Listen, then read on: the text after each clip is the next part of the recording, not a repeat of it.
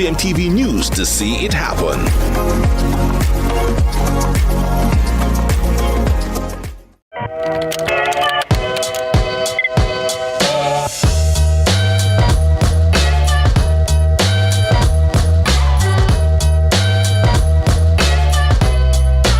Jamaica, make we do the right thing. Make we live good today for a better tomorrow. Talk it out. Don't fight it out. The time by the Ministry of National Security is 6:30.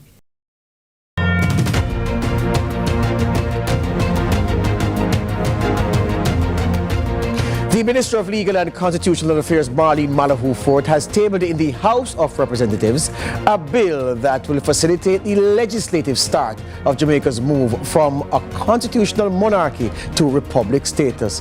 But the road ahead is bumpy. The opposition, the parliamentary opposition, have said they're not willing to play ball unless some key elements of the reform process are front-loaded rather than scheduled for later in the change cycle. The minister joins me today to talk about what's in the bill and how the administration intends to navigate the issues that divide, even as there exists many points on which both government and opposition are in agreement. Lead story on this Tuesday starts now.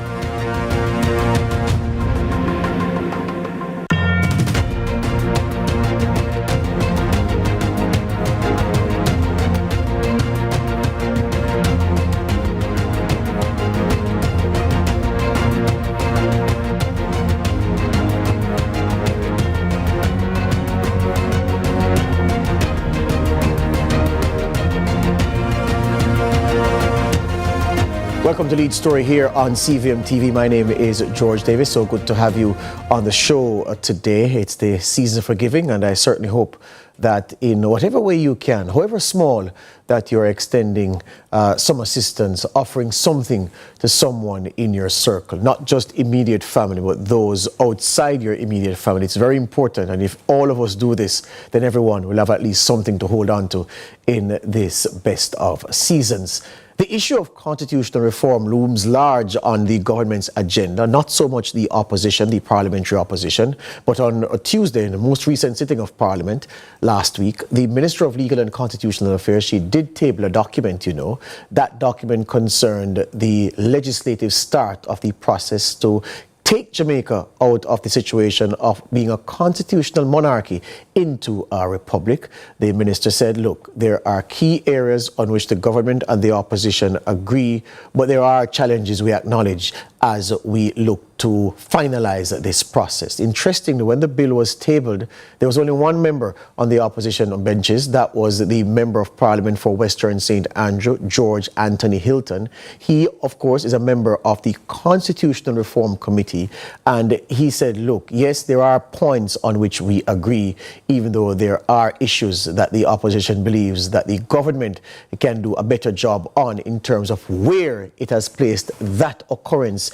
in the legislative continuum or in the reform continuum as outlined based on the mission of the CRC and what it has said in terms of plotting a graph to completing the move from monarchy to republican status. That's what we're going to discuss on the program this evening with the minister as soon as we have her on the line. For now, let's enjoy this package that has been prepared by my producer to set the context for the discussion.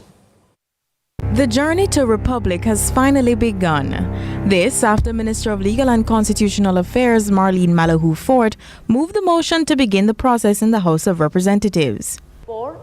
I am pleased to inform this Honourable House and the people of Jamaica that a bill entitled An Act to Repeal the Jamaica Constitution, Order in Council 1962, and to provide for the legal recognition and operation of the Constitution of Jamaica, notwithstanding the repeal of that order in council, to amend the Constitution of Jamaica to provide for a non-monarchical head of state, thereby establishing Jamaica as a republic. The main feature of the bill will see the removal of the British monarch as Jamaica's head of state, being replaced by a ceremonial president whose main powers and roles will be similar to that of the Governor General, a model that has also been adopted by our Caribbean counterparts in Barbados. Malahoo Fort also announced some proposed changes to the composition and sitting of Parliament. Note that for the first time, the Constitution is making provision for the joint sitting of the Senate and the House of Representatives. Currently, the two houses sit by convention at the ceremonial opening of the Parliament and when foreign heads of state or heads of government visit. We will see an expanded Senate to include senators appointed independently of the political parties in the House of Representatives. And in this regard, when appointments are being made in that category, consideration is to be given to the representation of the interest of Jamaican citizens living abroad. The constitutional reform also included some formal recognition of Jamaica's national symbols. The national items comprising the national emblem, the national flag, the national anthem, both lyrics and music, the national symbols, which are the national tree, the national flower, the national fruit, and the national bird, along with our national motto, the national pledge, the national song, lyrics and music, and the national prayer are included in the Constitution for the first time. But the journey to republic in true Jamaican style has met some potholes. The opposition People's National Party has articulated issues with the process, most notably surrounding the matter of Jamaica's removing of the Privy Council as Jamaica's final appellate court. Last year, Jamaica embarked upon a formal process of constitutional reform. The people were excluded from the design of the process, and the people did not trust it. The PNP is very clear on our positions on points of principle. Our representatives on the committee that they established did not sign the report of that committee because we did not agree and we do not agree with some of its recommendations. We support full decolonization now, not a piecemeal approach. No more foreign king as our head of state, and no more inaccessible final court on the other side of the world that decides our laws. The government has said that the reform process will be phased and the matter of the final appellate court will follow. The Jamaican constitution requires a 2/3 majority in parliament and a referendum before the country can be declared as a republic. So what will this journey of constitutional reform look like? Well, we speak to the Minister of Legal and Constitutional Affairs, Marlene Malahoo Fort, here on Lead Story. Courteney Lewis for Lead Story. Thank you, Courteney. So a very enthusiastic minister, optimistic as well, but the opposition leader, he has drawn a line in the sand. He has also thrown down the gauntlet right on the edge of that line. He's made his position clear. So the sum total of what will happen is what we're seeking after when I speak with the minister after this break. This is Lead Story here on CVM TV.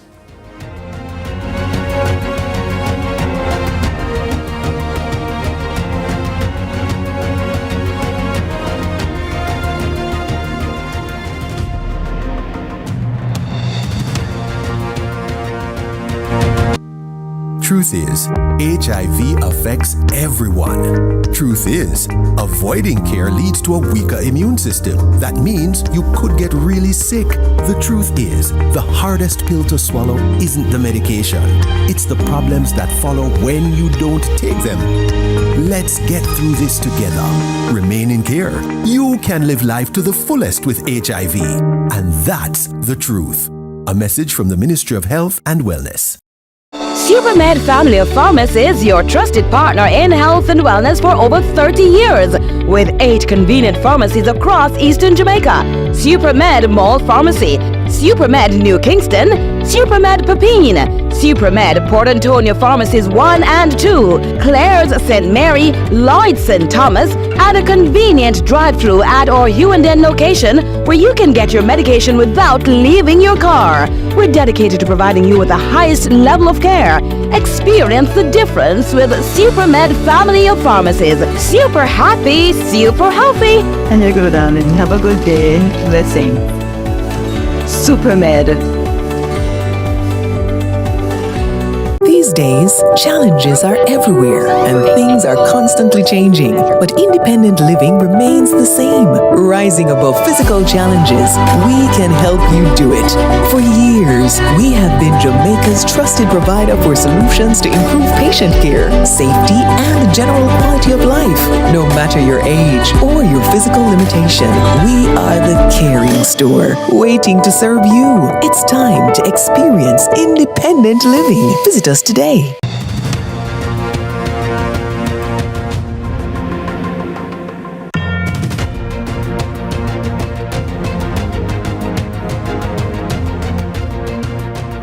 Constitution Amendment Republic Act 2024 has been tabled in the House of Representatives. This marks the legislative start of this process to move Jamaica from the position of being a part of the British, well, being tethered to the British monarchy, through to Republican status, and the Minister of Legal and Constitutional Affairs is putting in the hard yards and is anchoring this ship as we speak. As I said before the break, the opposition have made its position clear.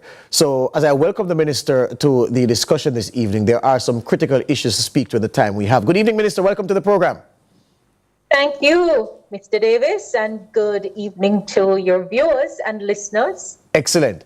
So how should we view what happened in the Parliament recently when you tabled that document? Should we be driven by the enthusiasm with which you spoke, the optimism which you expressed, or must we be concerned that the expressed position of the opposition means that this effort, the flame of this effort, will be doused by the sands of time? George.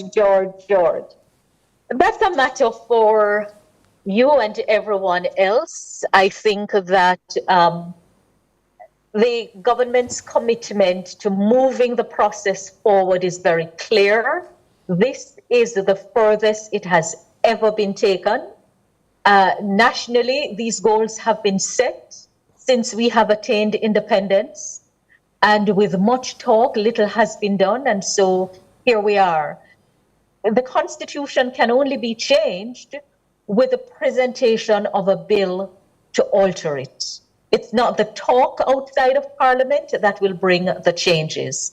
And so we have moved the process forward because we are working on the change as a national goal. Now, the process involves the parliamentary opposition as well as the people. I listened to the clip that you aired where Mr. Mark Golding said that the people were excluded from the process and as such, they disagree with it.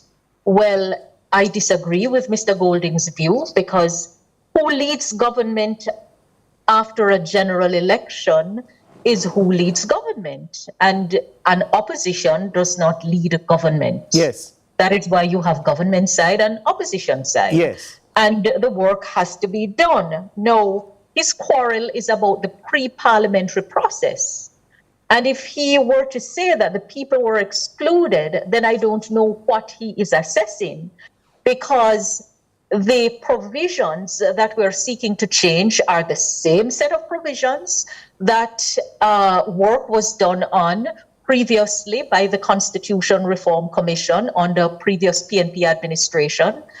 And the recommendations being implemented are the same set of recommendations that were made, but you know that when you have an implementation gap, wisdom dictates that you look to see whether the assumptions continue to hold. And so the Constitutional Reform Committee was designed to have the voice of not only government, who is leading on the matter, but the parliamentary opposition. And bear in mind that the composition of the committee was stalled for a long time until Mr. Golding agreed to name the parliamentary opposition representatives to the committee. So I don't know how, in the face of that, he is saying that they were excluded. Yes. We also have members of the wider society on the committee. That's the pre-parliamentary process. Yes. So here's the thing, Minister. Even with that, so here's the thing. We still don't get to the work until the bill gets to Parliament. So here's the thing. The pre-parliamentary process also involved town hall meetings. I listened to several of them, so I know that the wider public's view was canvassed as part of the pre-parliamentary process. And that's on record. I don't think that brooks any argument, because it's not as if it's an opinion whether or not the public's opinion was sought. The fact is the public's opinion was sought. But here's the thing now. I'm looking at this as a citizen, and I'm excited by the fact that finally we're going to get this thing done. But I look, Minister, into the horizon, and I don't know when the Prime Minister will say Jamaicans were going to the polls now, but I know that that time is nigh. It's going to be sometime next year. And I look at you tabling this bill, and I look at the position that the opposition has taken, and I look at the amount of points that you're going to have to finesse to get agreement on, and I'm saying this thing will go no further before the next election. Would I and those like me who believe that, would we be correct in your estimation in saying that? Well, I take a different view. You can't wish away your context, and I do not believe that you should stop the work because election is near. That is why you get lame duck governments. The reality is that the work of governing must continue, and the Parliament's role is to pass laws for peace, order, and good government of Jamaica. These are national goals that we have set. And for one reason or the other, we have been stuck outside of Parliament because the talk never ends. And now we finally have gotten the bill to Parliament. Now, it is true that what can be done will have to be determined by the length of the remainder of the life of the Parliament, because for the reforms we're seeking to move, the timeline is set by the Constitution. Yes. The process is slow and it's deliberate, and you have wait period.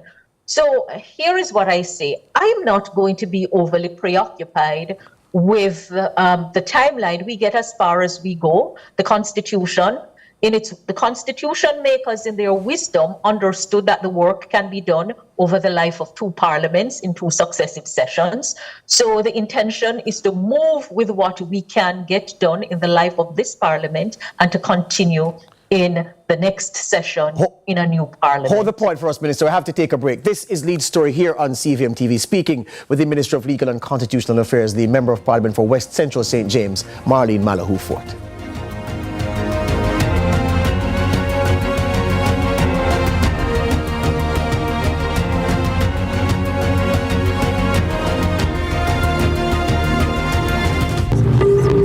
Join my private room. Only $1,000 for a grand time. That I know me. We never said that. But who go and believe me? That is correct. $4,350,000. Yes, go ahead. $4 million? I never approved that. Yes, me go doctor tomorrow. So me have to get the money today, no longer. Then no me face that. We never make no record or beg nobody no money. Deepfakes are AI-generated images and videos made to look and sound like people we know and trust. They're used to spread misinformation, destroy reputations, and are used to commit fraud and scams. Don't fall victim to deepfakes. Protect yourself. For more information, visit broadcastingcommission.org or scan the QR code on screen. Black Stallion, formulated with natural herbs and regular usage, will improve strength, stamina, and performance. Black Stallion now has horny goat weed to give maximum satisfaction. Black Stallion now has strong back roots to strengthen your upper and lower back muscle. Know your Black Stallion. For strength, stamina, and performance, Black Stallion, the bedroom tonic. The stallion in you. Christmas a come go down a Bashko. Christmas a come go down a Bashko. Christmas a come go down a Bashko. Christmas a come go down a Bashko. Christmas Christmas I come go down a Bashko. We go down to Bashko. Flip up a light and Christmas tree. Gifts for the family. Put some pans feeding up on Christmas Day. So for your decorations go down a Bashko. Matching sheet and curtains go down a Bashko. Something for everyone go down a Bashko. Christmas I come go down a Bashko.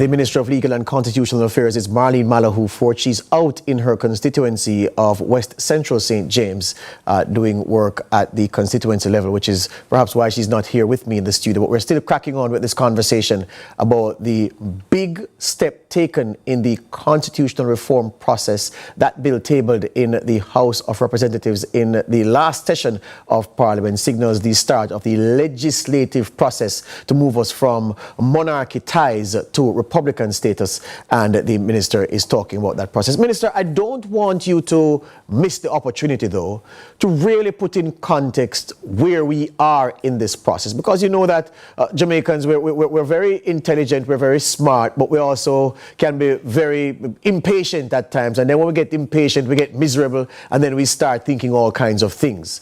This, what you're handling right now, it is true, Minister, to describe it as a peristaltic process, because there are 3 months between the time when you've tabled this bill for the debate on it to start, and then 3 months after the debate for further action to be taken. So when you put those 6 months together, and where we are 6 months from now is what, June next year, and you're talking about election season. With all the best intentions in the world and the work of the CRC, it is hardly likely that the needle will be moved further beyond the point where this parliament dies and the next parliament takes office. Permit me, George, to make 3 points. Yes, miss.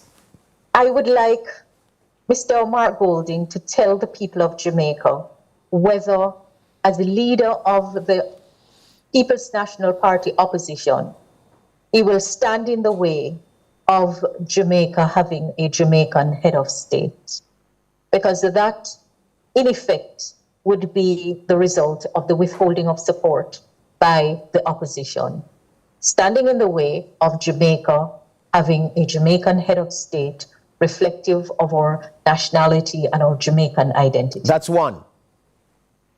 The other point I wish to make is that the matter of which final court for Jamaica shouldn't be viewed as what the People's National Party opposition wants. I think that it runs the risk of people wondering whether the court would be tainted.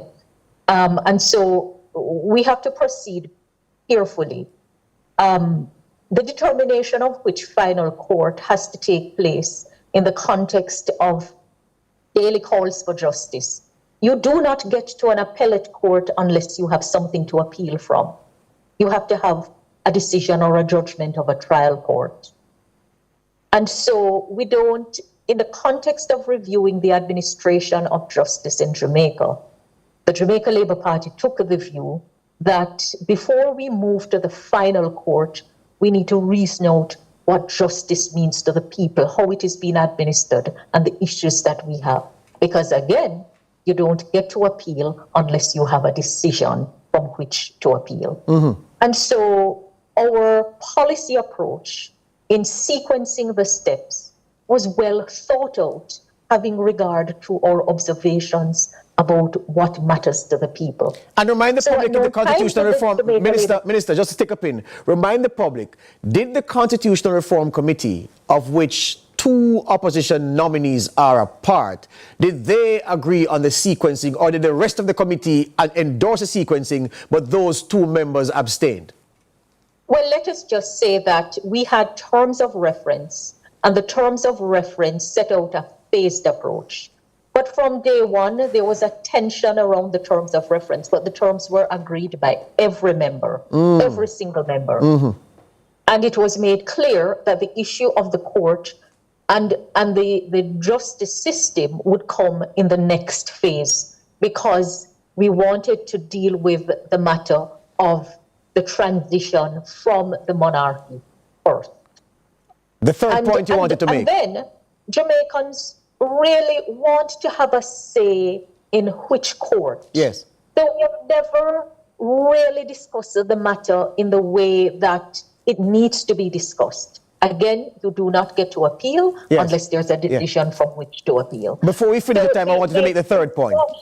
Rush to extension to the CCJ. We may very well get to there. Yes. But we believe that you must go through a process. Hear you on that. The third point, you mentioned 2 points you wanted to raise to Mr. Golding directly. What's the third one? You know, Prime Minister Holness took the deliberate decision not to politicize this constitutional reform work because in his wisdom, he understands that it has to be a national effort. And so you have not heard the Prime Minister attempting to politicize this work at all. I would say to the leader of the opposition, let us look beyond the partisan divide and consider this work as what is in the best interest of Jamaica. It cannot be that unless you do it all at once, we will do none at all. Because that, in effect, is what he's saying. All at once or nothing at all. Yes. No, the people may say when we go to the referendum that let us keep the monarch. So what? We put everything and fail at everything? Come on, man. We have to be sensible in this. Remember, we have, with all the talk that the People's National Party had talked of constitutional reform, they were never able to table the bill in Parliament to get to the proposal for the abolition of the monarchy. Yes. And now we're there. Minister, we only have 30 seconds left. I have to ask you this. You've spoken not just today of the issues that are causing some discord between the two political parties. But what would you say is that one thing that both of you are clear and agreed on in this whole process? What's that big thing that you are both in agreement on? That Jamaica should have a Jamaican head of state. But you just asked a question about whether the opposition leader is serious about having a Jamaican as the head of state. You understand the question. Because these goals were set a long time ago, from the time we attained independence. In fact, you know, don't forget that Mr. Golding himself had written to the Prime Minister, asking the Prime Minister to make the move to abolish the monarchy and move to a Republican form of government. Don't forget that this is part of what stirred Prime Minister Holness on to getting on with this work. So I believe that, you know, Jamaica is at a stage where we need a different exercise of leadership.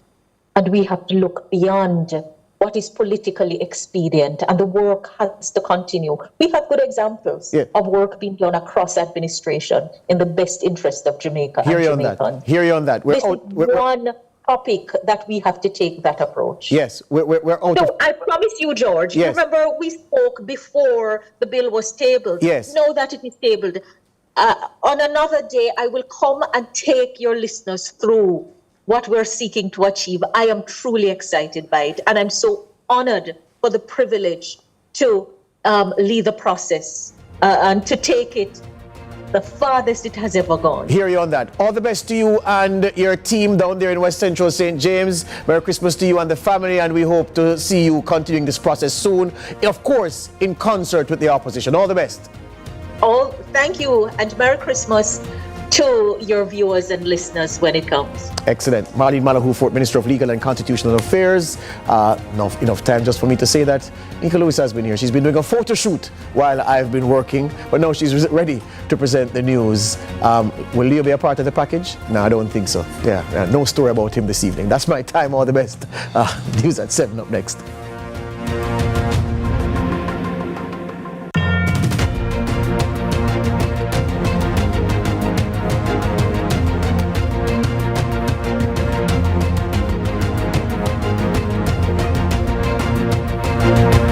Happy New Year.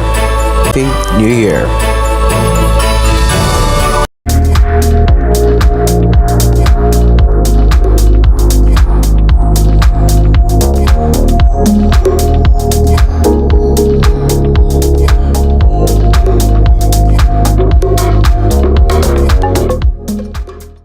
Get Sagicor School Companion Health Plan for as little as $2,540 per month. The time by Sagicor Life is 7 o'clock. CVM News at 7 headlines Tuesday, courtesy of Heart NSTA Trust, Jamaica's Human Development Agency.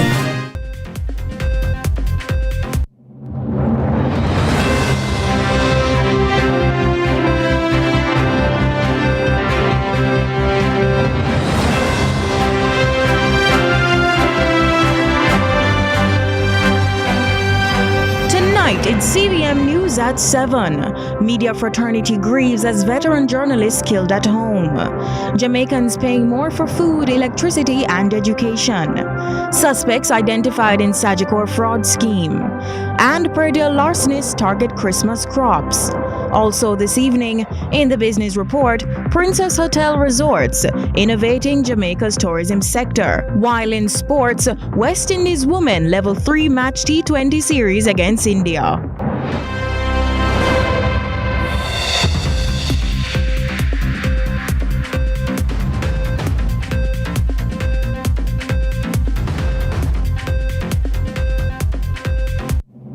News at 7 headlines Tuesday, courtesy of Heart NSTA Trust, Jamaica's Human Development Agency. No more fear of missing out. CVM TV News is on YouTube. Get up-to-date news, sports, and business content at CVM TV News anytime, anywhere. Subscribe now to CVM TV News to see it happen.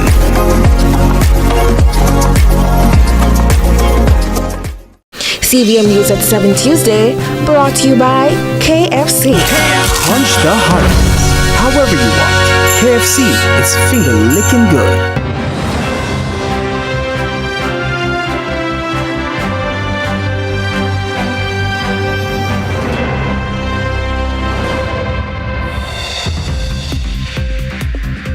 From Kingston, Jamaica, this is CVM News at 7. I'm Nika Lewis. It's Tuesday, December 17, 2024. Thanks for having joined us. The police have launched an investigation into the murder of veteran journalist and court reporter Barbara Gayle, who was found dead Tuesday morning. Gayle was known for her years of service as a court reporter with the Jamaica Gleaner. She was celebrated earlier this year by the Press Association of Jamaica for her outstanding contribution to journalism. With the details, here's Courteney Lewis. The police are probing the circumstances leading to the death of veteran journalist Barbara Gayle, who was found dead at her home in Caymanas Estate, St. Catherine, Tuesday morning. She was last seen alive about 3:30 yesterday afternoon. And her neighbors observed this morning that she has not kept her routine, which is waking up in the morning, possible jogging or checking on her neighbors. And as such, they made inquiries and her body was found inside her house. Gayle was court reporter for the Jamaica Gleaner for over 40 years, covering cases island-wide.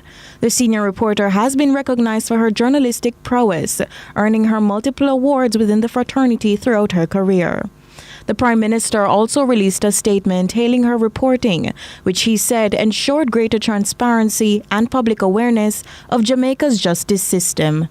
Meanwhile, tributes have been pouring in from various ministries of government, including culture and education, condemning the acts of violence and offering compassion. This act of violence against a well-respected member of the media community is deeply, deeply disturbing and tragic. Call for justice to prevail and for the perpetrators to be swiftly brought to account. The Justice Minister also recalled Gayle's contribution. She reported on many of the trial cases I did from the mid-80s into the 90s. In recent decades, she brought many problems, concerns, and weaknesses in the court system to my attention and urged their correction. Barbara was renowned for her impactful court reporting and dedication to Jamaican media. The Press Association of Jamaica has since released a statement expressing condolences, urging a swift response from the police to bring the perpetrators to account. Courteney Lewis for CVM News. And the People's National Party is also strongly condemning the acts of violence against veteran journalist Barbara Gayle and are offering condolences to Ms. Gayle's family, friends, and the media fraternity. The PNP spokesperson on Information and Public Communication, Nikisha Burchell, says the tragedy highlights a greater concern and there must be a swift move to address crime and violence in the country. This tragedy is symptomatic of a much larger issue, the state of insecurity that has gripped Jamaica. No one should feel unsafe in their own home. And for a journalist, someone whose work serves the public interest, to be killed in this manner highlights the urgent need for us to address crime comprehensively. Barbara's murder reminds us that safety is no longer guaranteed for anyone, anywhere in Jamaica. Journalists perform one of the most vital functions in a democracy, that of holding power accountable and keeping citizens informed, thereby ensuring transparency. Any attack on a journalist is an attack on our freedoms. We must ensure that justice is swift in this case, and not only for Barbara Gayle's family and colleagues, but to send a strong message that this kind of violence will not be tolerated in Jamaica anymore. The details of a fraud scheme at Sagicor Group Jamaica are now coming to light. Today we learned the names of 4 men charged and the crimes they're accused of committing. The suspects are Michael Fenton, Orlando Breaken-Ridge, Ceebert Watt, and Michael Douse. MOCA, the major organized crime and anti-corruption agency, says the men have been charged with conspiracy to defraud, possession of criminal property, and receiving stolen property. Fenton is also facing additional charges for possession and dealing in ganja. The fraud was uncovered in April 2019 when suspicious invoices and payment certificates were submitted by M. Fenton Construction Limited, owned by one of the suspects. Investigators later uncovered forged documents, including fake signatures and an elaborate scheme involving contractors and Sagicor employees. The false claims were for construction work at Sagicor, managed properties, and payments were made based on the fraudulent paperwork. The 4 accused are scheduled to appear in the Kingston and St. Andrew Parish Court come December 20. MOCA says investigations are ongoing and more arrests could follow as they dig deeper into the case. Serious breach of trust, and MOCA remains committed to holding those responsible accountable. We are urging all businesses to stay vigilant and to report any suspicious activities, as fraud undermines not just companies but our economy as a whole. Jamaica's cost of living continues to climb as the latest consumer price index for November shows a 1% increase. Rising costs for food, electricity, and education are putting pressure on families, with food prices seeing the sharpest jump. Tropical storm Raphael's impact on agriculture has played a major role, but inflation remains a concern. Ramon Gordon has more. The holidays are here. Hams are secured and sorrel is on the fire. But many families are feeling the pinch as prices climb higher than last year. Jamaica's cost of living rose again in November, with the consumer price index up 1%. Statin points to food prices as the main driver, jumping 2.1%, particularly for vegetables and tubers. That spike follows Tropical Storm Raphael, which dealt a $621 million blow to the agriculture sector. Despite the shocks happening a couple months ago, there's a lagged effect of those price increases, so those might continue into the new year before they start to temper a little bit with respect to food and ground provisions. That's economist Keenan Faulkner, who explains that projections indicate inflation will breach the upper limit of the Bank of Jamaica's 4 to 6% target range over the next year before easing. You'll see a slight uptick, as demand also increases in the economy, more persons are spending, but as I said, there's a lag effect, so you might start to see a slight uptick, nothing too serious, before it starts to trend down consistently for the rest of 2025. Prime Minister Andrew Holness has acknowledged the cost of living crisis gripping the island. To ease the burden, the government is modernizing the transport sector and slashing the general consumption tax on electricity. Still, inflation remains a concern, standing at 4.3% year-on-year as of November, with food prices seeing the sharpest rise at 6.4%. Here's the Agriculture Minister back in November. Flood rains from Tropical Storm Raphael have really come at the worst possible time. Again, unfortunately, we've seen some losses to our banana farmers. Our vegetable farmers, 188 hectares have been destroyed, affected about 1,640 farmers. And legumes, about 38 hectares that have lost about $2.8 million in losses. Those losses explain the price hikes, but they should stabilize in the coming months, barring any unexpected shocks, of course. If we want to be able to protect the most vulnerable in society, then tackling inflation has to continue to be the mandate, and building resilience and increasing buffers in terms of climate action is always the best way to go in terms of mitigation, adaptation. That particularly applies to agriculture, water, land, and the environment. So if we can somehow build in those buffers into our agricultural practices, then the shocks will eventually lessen over time. And while the government promises relief, for some, it can't come soon enough. Ramon Gordon for CVM News. More to come from CVM News at 7, right after this break.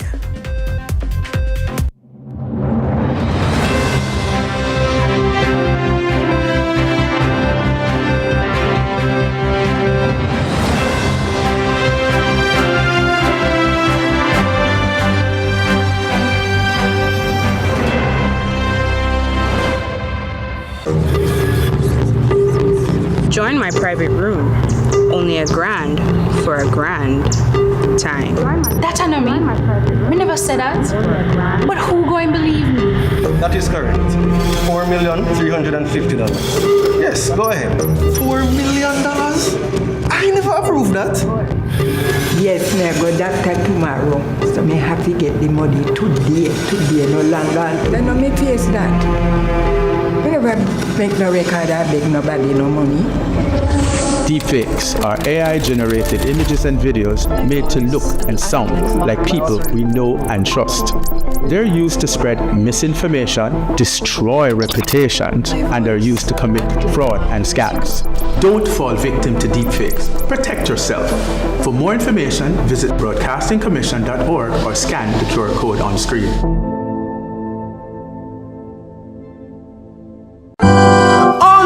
Christmas is your two-front seat, your two-front seat, your two-front seat. At Jamaica Pegasus, your two-front seat for Christmas comedy cook-off. Thursday, December 26th at the Grand Ballroom of the Jamaica Pegasus Hotel. Gates open 6 p.m. Showtime 7:30 sharp. Call 876-542-4160 for ticket info. Christmas comedy cook-up, serving up laughter. At Jamaica Pegasus, your two-front seat for Christmas comedy cook-up.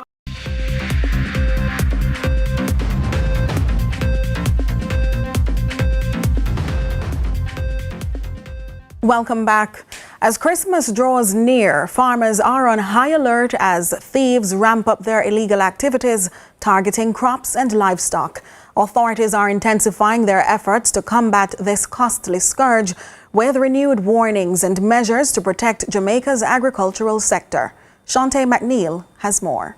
Christmas is coming, and so are the thieves, who normally at this time of the year plot to take what's not theirs. This is why the Predial Larceny Prevention Coordination Unit of the Jamaica Constabulary Force JCF is urging farmers to remain vigilant and cautious in their responses to such crimes. Superintendent Oral Posco is head of the JCF's Predial Larceny Prevention Coordination Unit. Farmers, be careful. This is a time of the year in which thieves are looking to take your crops. Be more vigilant. Do not take on criminals on your own. Call the police. Farm your farmers watch. Farm neighborhood watches. and just be careful and join up as teams and try to let us tackle this problem. Do not engage in vigilante justice, as you may be prosecuted if you are found culpable in the killing of someone who stole your produce. POSCO explained that the unit has heightened checkpoint operations and market inspections in hotspot areas. Officers are checking receipts to ensure livestock and produce purchases are legitimate. In one viral video, a distraught farmer lamented after thieves raided his Callaloo farm, stealing everything he planted. Another video showed a man brazenly grabbing a goat, tossing it into a car, and speeding away. These incidents, though not new, remain a serious threat to farmers. Through the various crime-fighting initiatives, the JCF is cracking down on agricultural theft. Agriculture Minister Floyd Green also issued a warning about the penalties for such crimes. When the police are able to apprehend people who are caught in the act of predatory larceny, then one, there will be a higher fine if they're fined, and there's also more time in prison. So we would have moved those penalties from a maximum of $250,000 to $3 million, and from a maximum time in prison of 6 months to 3 years. Superintendent POSCO, meanwhile, encouraged citizens to comply with farming laws. We are serious about protecting your investment and your livelihood, and we are asking you to comply with the laws and the books in order to make our job more effective. All right, so register with RADA, always use a receipt, and tell us what you know, because we are strengthening the enforcement framework to assist you.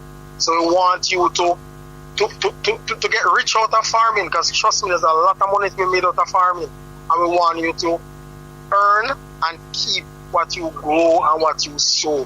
Since the start of the year, 501 cases of predial larceny were reported. Recently, Minister Green announced the recruitment of 300 agricultural wardens within the JCF over the next 3 years to combat predial larceny. The initiative, which will cost $1.8 billion, aims to safeguard the livelihood of farmers across Jamaica.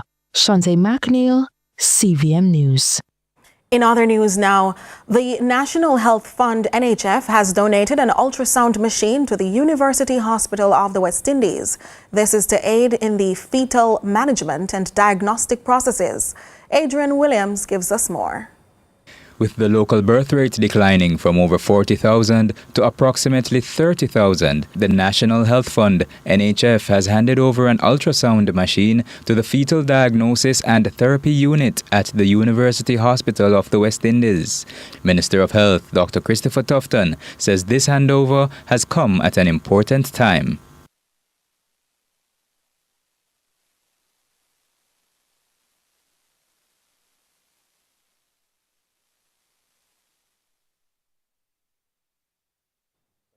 We apologize for the absence of audio in that insert. Continuing the news, though, a Manchester party promoter who has been pleading for his event to be granted permission can finally breathe a sigh of relief.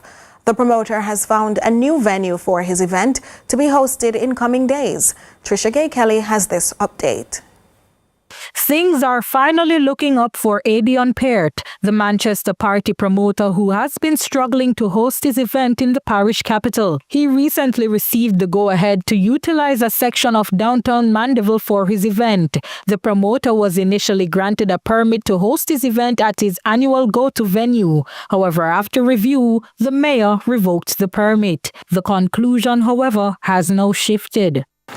The issue that we had before, we got it sorted out now. We had some discussions over the weekend and we came to a solution, and we don't have much time. So I just decided to move the location to Nashville, right beside the bus park.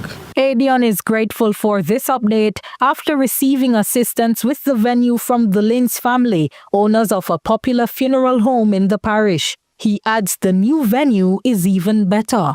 This location is wonderful. You have a lot of parking. You can park over 1,000 vehicles, I think, without the event being held there. So the space that I'm going to use now, maybe can park maybe 300 vehicles compared to 100 down the previous location. To get to this point, however, there was much back and forth between the promoter and the council. The situation escalated when Mandeville Mayor Donovan Mitchell requested a vote from councillors at a municipal meeting where Adion's brother Ryan, who is also a councillor, was present. The majority had voted against the event. Ryan was displeased with the mayor's move, which he has labelled unfair. There are several events that had been approved, right? And this is the first of a kind that we have to basically do a voting to make a decision on a specific type of event. And I don't see where the fairness in that is. I don't think it's fair, right? And these are things that we need to look into. And as I say, issues like this, we need to have a committee to deal with that. He is supported by a relative, Dean Peart, a former minister. He believes there must be a body designated to make such decisions. Make an application for something that you give him permission, and then after that you go and withdraw the permission. I think it's wrong. That's why I agree with what Ryan said a while ago, that you should have a subcommittee, with all interested parties. But the one-man thing is, you can say absolute power corrupt, absolutely. Yeah, the one-man thing not going to work. Trisha Gay Kelly, CVM News. Stay with us for so much more after this break.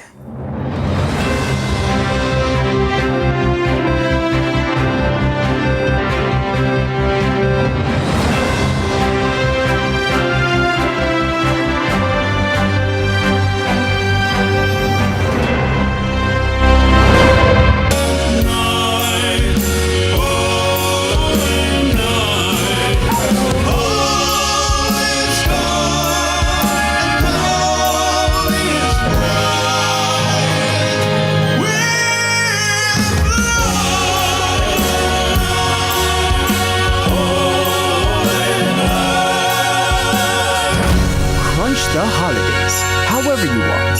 KFC is finger-licking good.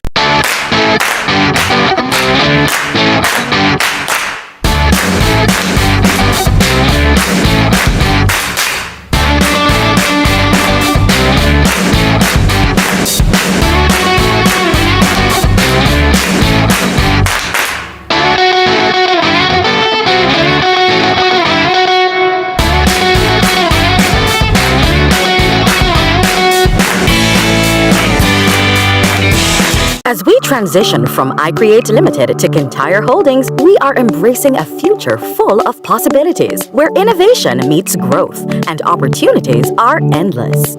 Kintyre Holdings emerges as a diversified powerhouse, driving growth across key sectors such as real estate, fintech, technology, advertising, and tourism. Kintyre Holdings isn't just rebranding. We are building a future of innovation, impact, and growth for Jamaica, the Caribbean, and beyond. Kintyre Holdings. See, believe, achieve. Visit our website, kintyre.holdings, for more information.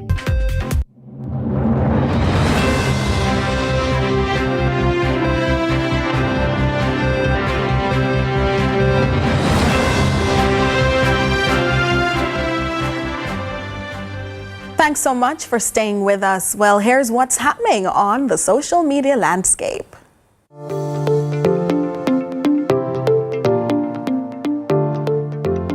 So, what's trending in our local social media spaces?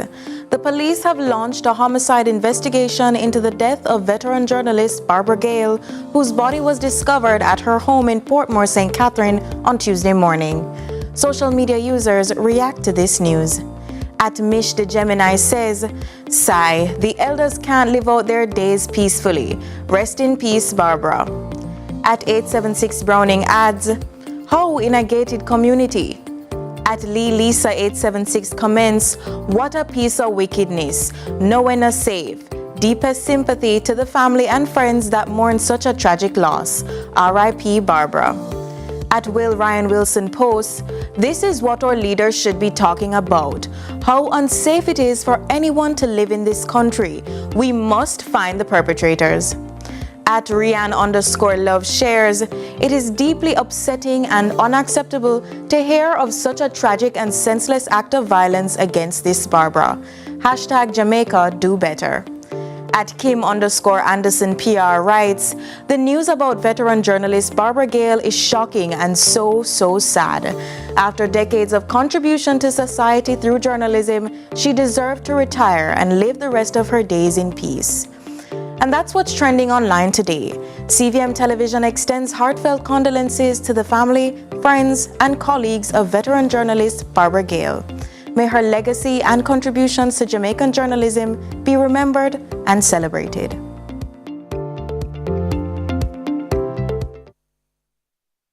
Indeed. Well, now it's time for regional and international news.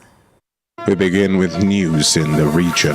In Trinidad and Tobago, Minister in the Ministry of Education, Lisa Morris-Julian, and 2 of her children tragically passed away as fire engulfed their Farfan Street Arima home. More from TTT News. TTT News understands that 8 people were in the Farfan Street Arima home when, in the early hours of Monday morning, neighbors said they saw smoke and fire to the back of the building, which quickly spread throughout the rest of the home. Trinidad and Tobago Fire Service was contacted while neighbors tried to douse the flames. It was discovered that the MP, her 6-year-old son Josiah Morris-Julian, and 25-year-old daughter Zion Morris-Julian were trapped in the house where they eventually died. Husband Daniel Julian and other relatives were transported to the Arima Hospital for treatment. Mr. Julian was eventually transferred to the Eric Williams Medical Sciences Complex. Prime Minister Dr. Keith Rowley joined Member of Parliament for Arima, Penelope Beckles-Robinson, Member of Parliament for Aruka Maloney, Camille Robinson-Regis, and Arima Mayor Baliram Maharaj at the scene. Other ministers, members of Parliament, mayors and aldermen also visited the scene. Minister in the Office of the Prime Minister Communications, Simon de Nobrega, said he lost more than a colleague. Lisa Morris-Julian was family. I think that the turnout of Cabinet, MPs, residents of Arima and environs speaks volumes as to the person that Lisa was. Barbados and CARICOM have made some progress in efforts to address the region's crime problem. This, according to Barbados' ambassador to CARICOM, David Commission. The island hosted the 2nd Regional Symposium on Crime in Ghana last month. CBC News Barbados has the latest. Last year, we said that we were very concerned about the firearms coming out of the United States. Mexico was suing the U.S. gun manufacturers for their irresponsibility. And several CARICOM countries took a decision that they were going to join Mexico's case. That happened, and perhaps as a result of that, we also said we were going to enhance the Regional Information Ballistics Network. That is the network across the region that does intelligence on illegal firearms, and we are now finally getting the cooperation of the American authorities. And in international news, a magnitude 7.4 earthquake hit near Port Vila, Vanuatu, causing widespread damage. At least 14 people have been killed and hundreds injured. Initial reports said the quake struck 37 kilometers from the capital, followed by a magnitude 5.5 aftershock near the same location. We turn to Al Jazeera. Disaster strikes Vanuatu. This is the moment a 7.3 magnitude earthquake exploded deep underwater near the coast of the capital, Port Vila. One of the most powerful quakes to hit the region in decades. It's a stronger quake than I've ever experienced in my 21 years living in Vanuatu, and I've seen quite a few large ones. My wife said it was the largest one she had seen in her life. She, of course, is born in Vanuatu. At least 6 aftershocks followed the initial quake, which flattened buildings throughout the city, like this one, housing the American, British, and French embassies. All staff are safe and accounted for, but communications are down and power and water cut in most of the capital. Roads to the port destroyed by landslides. With the hospital too damaged to function, injured people are being treated outside. Nearby Australia is deploying emergency teams to help. And that's it for regional and international news. Stay with us for more after this break.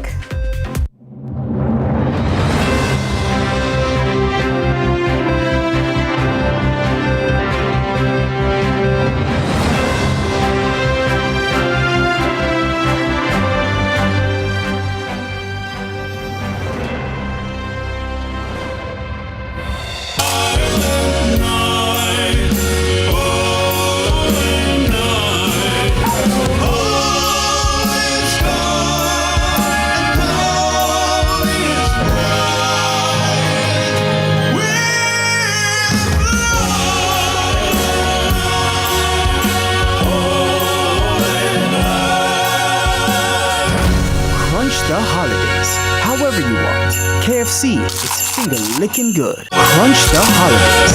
However you want. KFC is finger-licking good. The time by KFC is...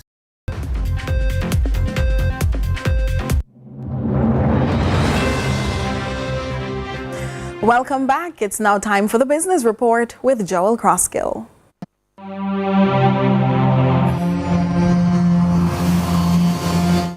Lots to share with you in the Business Report today. From the official opening ceremony of Princess Hotels and Resorts in Green Island, Hanover, the arrival of the US $400 million investment to the nation's north coast brings with it a trifecta of firsts for the island, as the over 1,000-room resort boasts an ecological feature unseen anywhere else in the Caribbean, as described by Minister of Tourism Ed Bartlett. This is, and I repeat, the first truly sustainable hotel developed in Jamaica.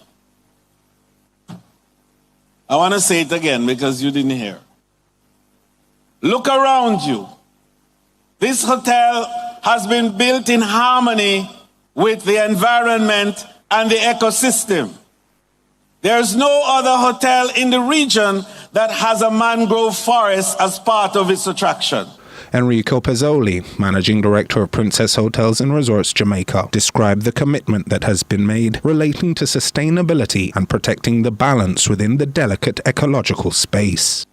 Our resort sits on an area of 100 acres of mangrove, and we have committed to restore and preserve this natural beauty, which is crucial for our ecosystem. I'd like also to welcome the full functioning of our 3-generation plant, which together with our 1 meg solar plant is significantly reducing our energy consumption.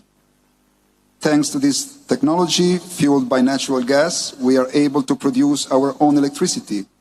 And in regards of water, which is a very hot topic, especially this side of the island, we are also fully independent by having a reverse osmosis plant, treating water coming from wells we have on property. According to Pezzoli, the unique features of the resort, which currently employs 1,400 team members, with plans to add an additional 300 in the coming weeks, is already developing a reputation in the region's travel space.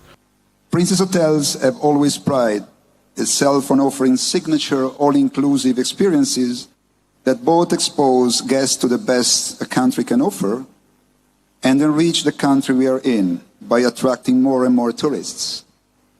Jamaica is an iconic destination for travelers around the globe, famous for its natural beauty, rich culture, and warm hospitality. It is a dream getaway destination for many. I am very proud to acknowledge that after just 6 weeks of operation, Princess Grand Jamaica has reached the #2 position in TripAdvisor in all the all-inclusive segment in Jamaica. Now, the second dimension of innovation that will be added by Princess Hotels and Resorts to Jamaica's tourism industry next year is a potential game changer that has attracted vigorous debate for decades and finally became feasible when licensing legislation was approved in June 2010. Which brings me to a big announcement, and Princess is proud to be the first in Jamaica to offer a full-service style casino. Yeah. Where guests can enjoy exciting state-of-the-art gaming lounge and at the same time world-class food and beverage experience. Construction has already started and we are planning to open our casino by fourth quarter